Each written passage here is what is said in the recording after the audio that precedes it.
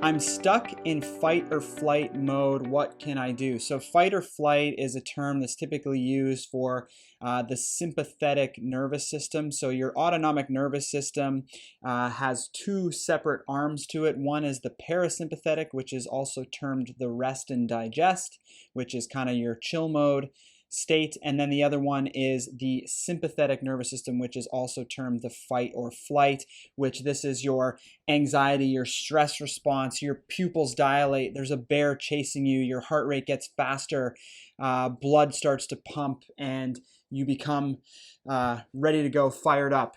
Your adrenaline starts pumping. So that is fight or flight mode. Now, after concussion, well, let's talk about healthy state. Healthy state, you're in balance between sympathetic and parasympathetic. Your sympathetic nervous system kicks up when it's needed, shuts down when it's not. When you're kind of hanging out doing nothing, your parasympathetic system kicks up. Now, your parasympathetic system, it's termed rest and digest, so it's needed for things like sleep, but also the digestion of food. Now, after concussion, what happens is you get this mismatch where you get a high sympathetic drive. So people will typically have a high resting heart rate. They will typically be intolerant to exercise because they don't really have a second gear. Their heart rate's already high. When they try to kick up and do any type of activity, it spikes higher than what it normally would, and so they're intolerant to exercise. But also they end up with like GI symptoms. They have difficulty sleeping. They wake frequently throughout the night. All of this stuff is an imbalance of the sympathetic parasympathetic system. So this individual right here is saying that he's stuck in fight or flight mode.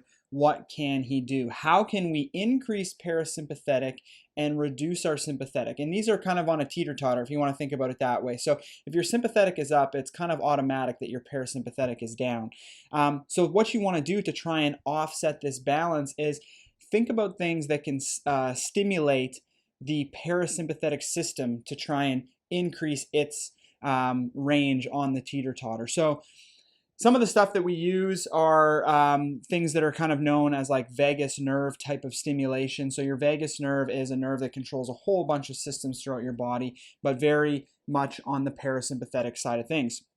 So things to activate this nerve are diaphragmatic breathing. So breathing through your belly. A lot of times people that are in sympathetic mode, they're breathing with their chest. And so you want to focus on things like breathing through your nose and breathing in through your belly. So if you just sit there for 5 minutes or so and really focus on every breath being through the nose, in and out, and breathing through the belly. You can also do a thing called box breathing where you take a breath in, again, through your nose, into your belly.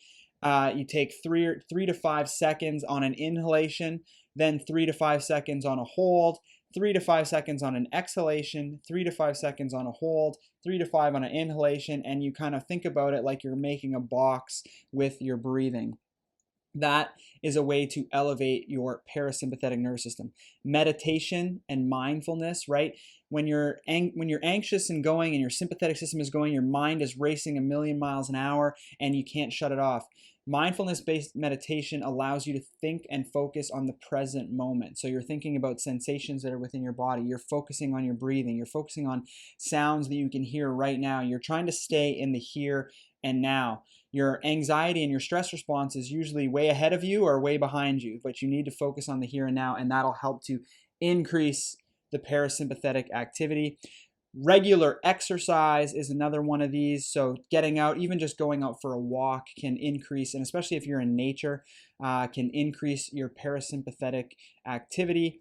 And good quality sleep. And this is a theme that comes up for a lot of this stuff, right? Diet, exercise, sleep, meditation, mindfulness, diaphragmatic breathing. All of this stuff are things that can help with a variety of issues when it comes to concussion or just life in general. So that's another thing to think about.